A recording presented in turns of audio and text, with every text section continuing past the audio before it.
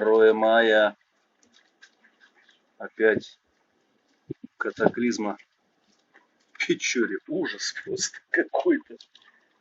Какой ветер. Весь мусор гонит в нашу сторону. Смотрите, а.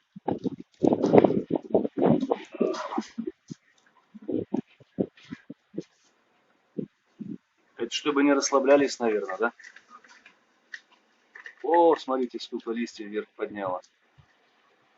Сколько мусора летит. Сейчас что-то к нам залетит, наверное. Друзья мои, это просто катаклизма. Капитальная.